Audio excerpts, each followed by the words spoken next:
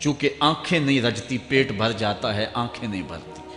کوزائے چشم حریصاں پر نشد، تا صدف کانے نشد پر در نشد۔ اس لیے حضرت مولا کائنات فرماتے ہیں بہترین غنا اور دولت مندی کیا ہے کہ بندے کی آرزویں ختم ہو جائیں۔ اقبال کہتا ہے تیری دعا ہے کہ ہو میری آرزو پوری، تیری دعا ہے کہ ہو میری آرزو پوری، میری دعا ہے کہ تیری آرزو بدل جائے، میری دعا ہے کہ تیری آرزو بدل جائے۔ تو یہ بہترین غنا ہے کہ بندے کی آرزویں مختصر ہو جائے، ورنہ انسان جس حالت میں بھی ہو وہاں مطمئن نہیں ہوتا۔ کروڑ پتی ارب پتی کو دیکھتا ہے، ارب پتی کھرب پتی کو دیکھتا ہے، کھرب پتی اپنے سے آگے دیکھتا ہے۔ اس لیے جب آرزویں مختصر ہوں گی تو بندہ جس حالت پہ بھی ہوگا راضی ہوگا، اور بندہ اپنی حالت پہ راضی ہو جائے تو یہ اللہ کی رضا کا سبب ہے۔ حضرت مولا کائنات کا ہی ایک قول ہے جو اللہ کے عطا کردہ تھوڑے رزق پہ راضی ہو گیا، اللہ تعالیٰ قیامت کے دن اس کے تھوڑے عملوں پہ راضی ہو جائے۔ یہ اللہ کی کرم نوازیوں کے رنگ ہے۔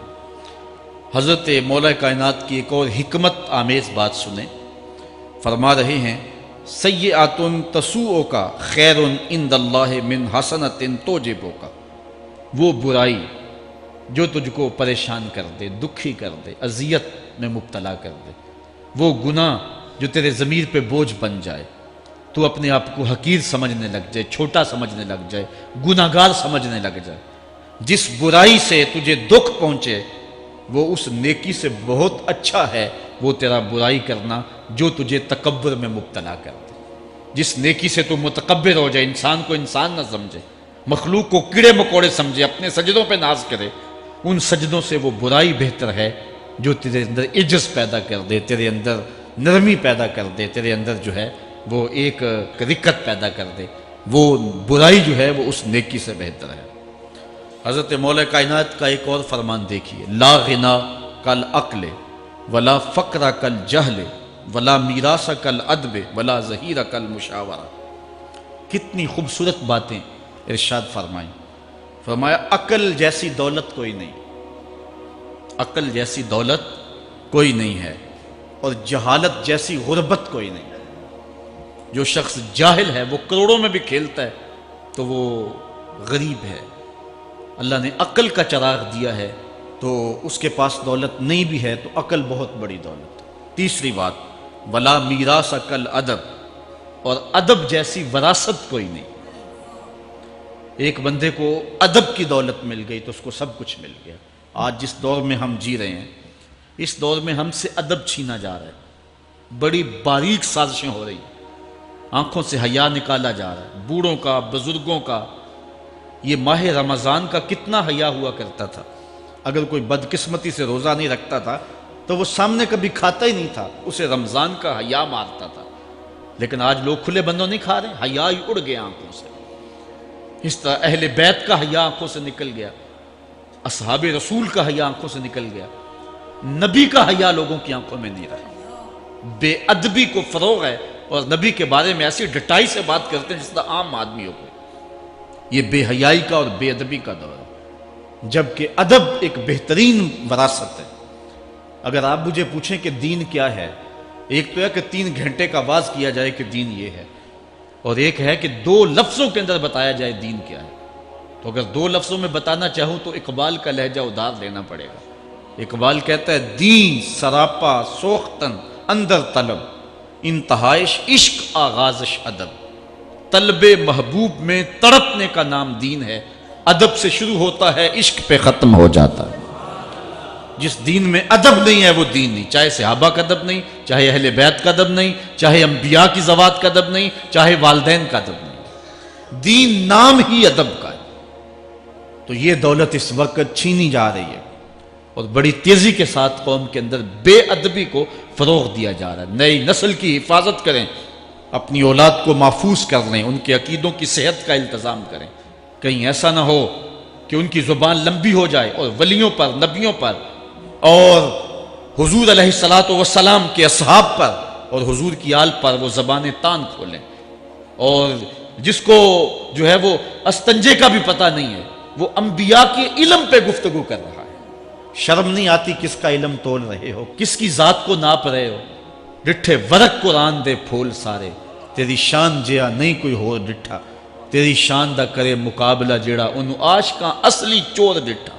کوئی نور آکھے کوئی بشر آکھے، پیندہ رات دینے ایہو شور ڈٹھا، اللہ والیاں گل مکا دیتی تساں ہور ڈٹھا اساں ہور ڈٹھا۔ تم نے پتہ نہیں کس کو دیکھا ہے جو سکی بیٹی کو بھی نہیں بخشوا سکتا، گلا پھاڑ پھاڑ کے کہا جاتا ہے نبی سکی بیٹی کو نہیں بخشوا سکتا۔ اور میاں تم بخشوانے کی بات کرتے ہو، نبی تو کہہ رہا ہے فاطمہ تو جنتی عورتوں کی سردار ہے، وہ تو جنتیں بانٹ رہے ہیں، وہ تو جنتیں وراثت میں دے رہے ہیں۔ تو ادب پہلا کرینہ ہے محبت کے کرینوں میں، اس لیے کہا کہ ادب جیسی میراث کوئی نہیں، ولا ظہیرہ کل مشاورہ، اور مشورے جیسا مددگار کوئی نہیں۔ آپ کے پاس بڑے اسلحے ہیں، بڑی تلواریں ہیں، بڑے تعلقات ہیں لوگوں کے ساتھ، لیکن اچھا مشورہ یہ سب سے اچھا مددگار ہے آپ کا۔ حضرت مولا کائنات کا ایک اور قول سنیے، نفس المرء خطاہ الی اجلہ، آپ فرماتے ہیں کہ آدمی کی یہ جو سانسیں نکل رہی ہیں یہ موت کی طرف اٹھتے ہوئے قدم ہے۔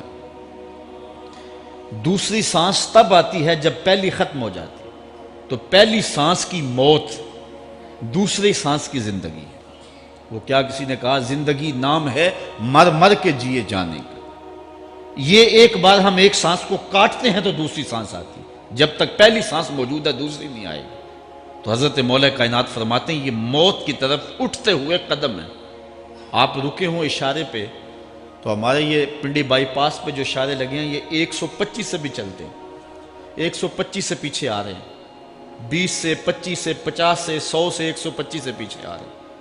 حضرت مولا کائنات فرماتے ہیں جو چیز شمار کی جاتی ہو وہ بالآخر ختم ہو جاتی، تو گنتی جب الٹی چلتی ہے تو بہت جلد کام زیرو پہ آ جاتا ہے، اور زیرو پہ پہنچنا ہی موت ہے۔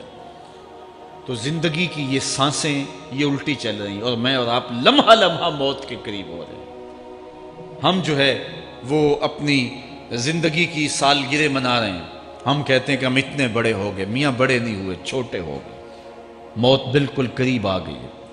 اللہ اکبر۔ حضرت مولا کائنات معیشت کے اصول بھی بیان کر رہے ہیں، ما اعلی من اقتصد، جو میانہ روی سے چلتا ہے کبھی بھی کنگال نہیں ہوتا۔ اب ہر شخص کی آرزو ہے کہ میری دولت بڑھ جائے، میرے پاس پیسے کافی ہوں، میں آسودہ زندگی گزاروں۔ اس کا طریقہ کیا ہے؟ جھوٹی قسمیں، چالاکی، 2 نمبر مال بیچنا، ٹیکس چوری کرنا، بجلی چوری کرنا، گیس چوری کرنا، کیا طریقہ ہے پیسے بچانے کا؟ مولا کائنات سے پوچھیں، مولا علی سے پوچھیں۔ مولا علی فرماتے استنزل الرزق بالصدقہ، صدقہ دیتے جاؤ رزق بڑھتا چلا جائے گا، جو کماتے جاؤ اس میں کچھ حصہ رکھ لو اللہ کی راہ میں، صدقہ دیتے جاؤ گے تمہارا رزق بڑھتا چلا جائے گا۔ اچھا حضرت مولا کائنات کا ایک اور قول دیکھیے اور اس کا حسن دیکھیے، من ظن بک خیرا فصدق ظنہ، جو تیرے بارے میں اچھا گمان کرے تو اس کے گمان کو سچائی کر دے۔ تو وہ نہیں ہے جو کوئی تیرے بارے میں گمان کر رہا ہے، لوگ تجھے اچھا سمجھتے ہیں، تو اچھا نہیں ہے، تو تو اچھا بن جا تاکہ لوگوں کا گمان ٹھیک ہو جائے۔ اعلیٰ حضرت عظیم البرکت امام احمد رضا خان فاضل بریلوی علیہ رحمہ، آپ کے بارے میں لوگوں کا گمان تھا کہ حافظ قرآن ہے، آپ حافظ نہیں تھے، تو آپ کے بارے میں یہ گمان پیدا ہو گیا کہ یہ حافظ ہیں۔ تو رمضان کا موسم آیا تو کسی نے کہا حضرت اس مرتبہ آپ ہی سنا دیں، تو اعلیٰ حضرت نے سوچا یہ میرے بارے میں اچھا گمان کرتے ہیں، چلو حافظ بانے جاتے ہیں۔ اعلیٰ حضرت نے قرآن 1 مہینے میں حفظ کیا ہے، دن کو پڑھتے تھے، شام کو سنا دیتے تھے کہ جو لوگوں کا گمان ہے میں اس کے مطابق ہی ہو جاؤں۔ اچھا گمان کی کہانی سنیے، صحیح حدیث میں آتا ہے اور حدیث قدسی ہے، رب کہتا ہے میرا بندہ میرے بارے جو گمان کرتا ہے میں ایسے ہی ملوں گا۔ اس لیے اپنے رب کے بارے میں اچھا گمان کرنا چاہیے کہ ہمارا رب ہمیں معاف کر دے گا اور ہمارے گناہوں سے درگزر فرمائے گا۔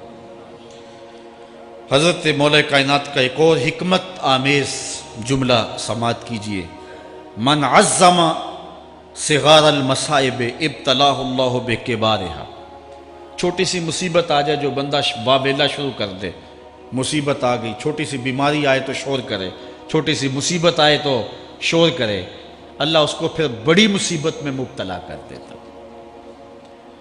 جہاں ضرورت نہیں ہے وہاں اسہار کی کیا ضرورت؟ بیماری ہے تو ڈاکٹر کو بتاؤ، بندے کو بتانے کا کیا فائدہ؟ ہمارے ایک دوست ہیں کہ وہ کہتے ہیں کہ پہلے اگر کسی سے پوچھتے تھے نا کہ کیا حال ہے تو وہ کہتا تھا شکر ہے، اور آج کسی سے پوچھے تو وہ کہتا ہے شوگر ہے۔ یعنی اللہ تعالیٰ جل شانہ نے اگر تمہیں کسی ابتلا میں مبتلا کر دیا ہے تو اس کا شور، اس کا واویلا نہ کرو،